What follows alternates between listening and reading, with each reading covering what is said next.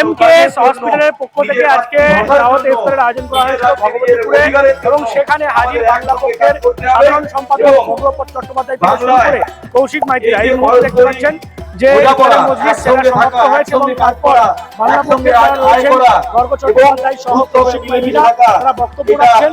একটু আগে ফুল দিয়ে সম্বর্ধনা জ্ঞাপন করা হয়েছে এবং এই যে এমকেএস হসপিটাল তাদের মূল লক্ষ্য হচ্ছে সেবাই তাদের ধর্ম এবং সুশাসনই তাদের লক্ষ্য। সেই লক্ষ্যেই কিন্তু এগিয়ে চলেছে এমকেএস হসপিটাল এবং আমরা এর আগে দেখেছিলাম ভিত্তিপ্রস্তর স্থাপন হয়েছিল এবং আজকে দেখা যাচ্ছে তাদের ঢালাই, সেই ঢালাইয়ের কাজ সেটা সম্পূর্ণ হয়েছে। তার পাশাপাশি দাওয়াতে ইফতারও হয়েছে। সেই ইফতারের মজলিসে বিভিন্ন ধর্মের মানুষজন যেমন ছিলেন, বিভিন্ন পেশার মানুষজন ছিলেন এবং সর্বক্ষেত্রেই দেখা গেছে বাঙালিদের একটা ঐক্যবদ্ধতার বার্তা কিন্তু লক্ষ্য করা যায়। এই ঈদে আপনি খুশি থাকতে পারবেন, বরং বাংলা ও বাঙালির শত্রুদের থেকে কেনাকাটা করলে সামনের পরের ঈদগুলো আরো দুঃখের হতে থাকবে। বুঝতে পেরেছেন? আরো কিন্তু চাপে পড়ে যাবে। বাঙালির দোকান থেকে ঈদের কেনাকাটা করবেন, স্পষ্টত বাঙালির দোকান থেকে কিনবেন। আমরা এই বার্তা এই ঈদে দিচ্ছি। আমরা এই সামনে দুর্গাপুজোতেও সেই বার্তাই দেব। বাঙালি এই পশ্চিমবঙ্গে যে যে পরব করে সেই পরবকে কেন্দ্র করে যে অর্থনীতি সেটা যেন বাঙালির নিজের হাতে থাকে। স্পষ্ট কথা। সকলে ভালো থাকবেন। এমকেএস এর ভিত্তি স্থাপনের পর ঢালাই হয়ে গেল, ইফতারের মজলিস হলো এবং আজকে বাংলা পক্ষের গর্গ চট্টোপাধ্যায় সকলে ছিলেন। কি বলবেন? দেখুন, আমি নিজেকে খুব গর্বিত মনে করি বা করছি যে আজকে আপনারাও সকলে এসেছেন এবং গ্রামবাসী সকলেই আমার দাওয়াত কবুল করেছেন। আমি খুব খুশি। আপনারা আমাকে দোয়া করবেন যে আগামী বছরও এইভাবে দাওয়াতে ইফতারের প্রোগ্রাম যাতে আমি করতে পারি। বাংলা পক্ষ যেটা বলছে ঐক্যবদ্ধ হওয়ার কথা বলছিল, অবশ্যই জরুরি। বাংলা ও বাঙালির নিয়ে চিন্তা ভাবনা করতে হবে, বাঙালিকে ঐক্যবদ্ধ হতে হবে। এটাই ভারতের জাতীয় সংগঠন বাংলা পক্ষর সিদ্ধান্ত। সমস্ত বাঙালিকে মেনে নিতে হবে। আর আপনার হাসপাতাল মানে কত উপহার পাবে এলাকার মানুষ পরিষেবা? দেখুন, এখন তো সময় লাগবে, তবে আমার যেটা চেষ্টা আছে যে 1 বছরের মধ্যে পরিষেবা আরম্ভ করে দেবো। কি বলবেন আজকে এই যে ইফতারের মজলিস, সেখানে সকলেই আপনারা শামিল হয়েছেন? আজকে এখানে বাংলা পক্ষ সহযোদ্ধা ইলিয়াসদার আমন্ত্রণে, এমকেএস হাসপাতালের আমন্ত্রণে ইফতারের যে অনুষ্ঠান করা হচ্ছে, ইফতার অলরেডি হয়ে গেছে, কারণ টাইম হয়ে গেছে। আমরা তার একটু পরে প্রচণ্ড জাম। দেখো, ইফতার হোক, রমজান হোক, সামনে ঈদ, এর আগে নানা রকম পুজো গেল, বাঙালির মনে কিন্তু আশঙ্কা যাচ্ছে না। এই সব কিছুর মধ্যে একটা কচর কচর হয়ে আছে। যে যত জোর এখানে বিরাট এত বড়ভাবে যে ইফতারের প্রোগ্রাম করা হলো, এর মধ্যে অনেকে এখনো চিন্তা করছে যে সব কাগজ জমা দিলাম, সবই আছে, 1000 বছর ধরে পশ্চিমবঙ্গে এটা একদম ঘটি এলাকা, ঠিক আছে, আমার নামটা নেই কেন? যে কোনো জিনিস যেখানে সকলে মিলিয়ে আমরা আনন্দ করি, চিরকাল করতে অভ্যস্ত, যে নিজের ভবিষ্যৎ, নিজের পায়ের তলার মাটি সম্বন্ধে বাঙালি জাতিকে যে আতঙ্কে আজকে ভোগ করছে, এখানে কোনো কিছুই ঠিক প্রাণ খুলে হচ্ছে না। কোনো কিছুই ঠিক প্রাণ খুলে হচ্ছে না। হচ্ছে, খাচ্ছে, বলছে, যে যা ধর্মীয় কর্ম সেটা করছে, কিন্তু একটা সঙ্গে সঙ্গে অন্য টপিক এলে কিন্তু ব্যাপারটা ঘুরে যাচ্ছে, তাদের লোকে কানটা খাড়া করে দিচ্ছে।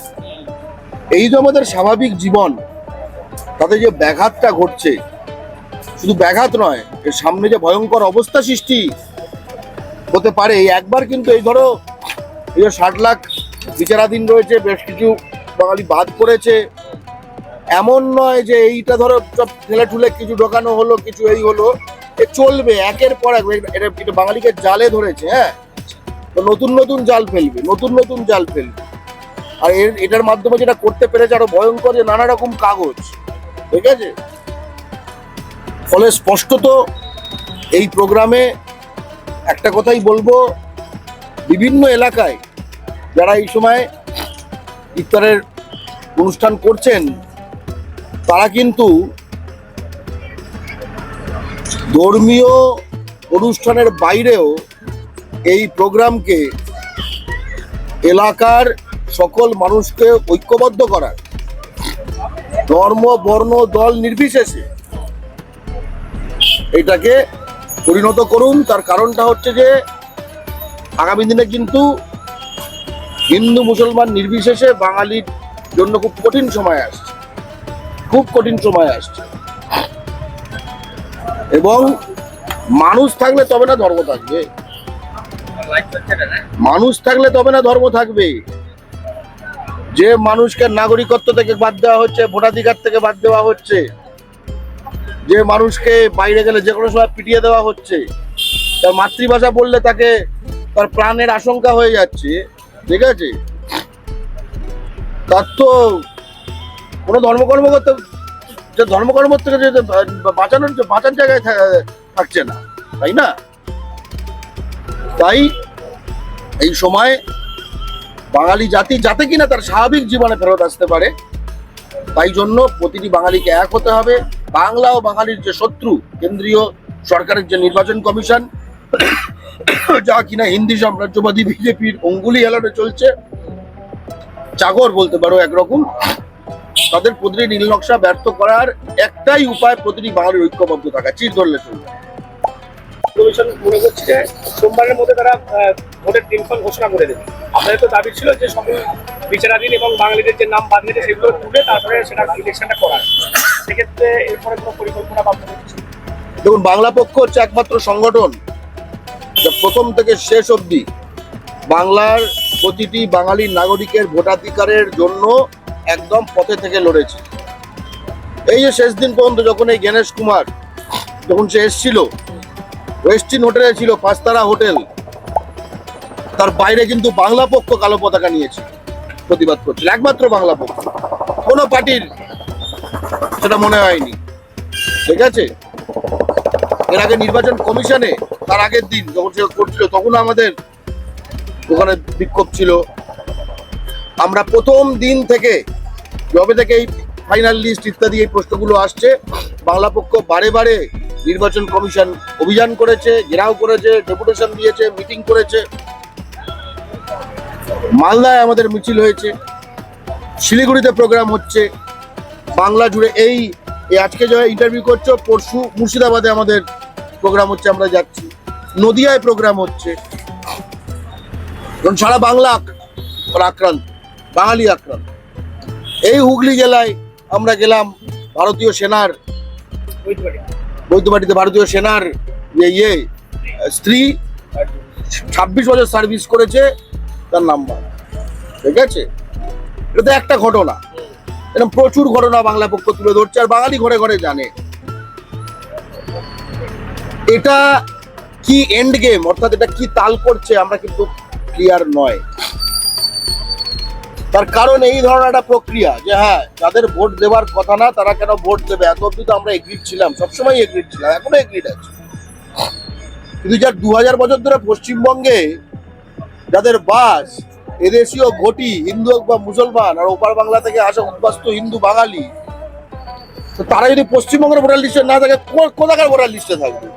আমাকে বলে দিক সেই রাজ্য বা রাষ্ট্রের নামটা, আমরা কোথাকার ভোটার লিস্টে থাকবো বলো? আমরা এখানকার, আরে আদিবাসী সাঁওতাল, তার নামে এখানে ভোটার লিস্টে ভারতে থাকবে, তাহলে কোথায় থাকবে? চায়নায় থাকবে।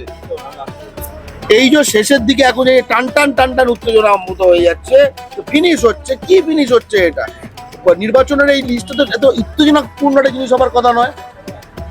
এর আগে তো যে মরে গেছে, যে চলে গেছে, যা হোক, তার নাম ডিলিশন লোকে জানতেও পারতো না। ওটা যার ফ্যামিলি যা হোক, তার কাছে কাগজের ব্যাপার এই ছিল, লোকেরা কোনো হেডেক কোনো ব্যাপারই ছিল না। এবার সেটাকে একখানা বাঙালির বিরুদ্ধে একটা চক্রান্ত হিসেবে, সেটাকে একটা গজাল হিসেবে সেটাকে দিয়ে আজকে যে জিনিসটি করা হচ্ছে, মূলত ভোট, যদি ভোটার যদি তোমার পক্ষে না থাকে তাহলে ভোটারকেই সরিয়ে দেয়। মানে একদিন কি নিয়ম ছিল যে ভোটার মানুষকে নির্বাচিত করবে, ভোটার পার্টিকে নির্বাচিত করবে, দলকে। এখন কেন্দ্রের শাসক দল ভোটার নির্বাচিত করতে চায়, বিপদটাই উল্টে গেছে। আর ভোটার ভোট দেবে তো দলকে, দল কি কে ভোটার সেটা ঠিক করে দেবে, তাই না, যে পছন্দ মতো। ফাইনালি আমাদের স্পষ্ট দাবিতে আমরা অবস্থানে এখনো থাকছি, ভোট হতে হবে বাংলার প্রতিটি বৈধ নাগরিককে নিয়ে, যার অন্য কোনো রাজ্যে ভোটার কার্ড নেই। ঠিক আছে, স্পষ্টত এদেশীয় ঘটি হিন্দু বাঙালি, এদেশীয় ঘটি মুসলমান বাঙালি, পূর্ববঙ্গে থেকে আসা উদ্বাস্তু হিন্দু বাঙালি, সাঁওতাল রাজবংশী সহ বাংলার যারা ভূমিপুত্র, এদের একজনেরও নাম ভোটার লিস্ট থেকে কাটা চলবে না।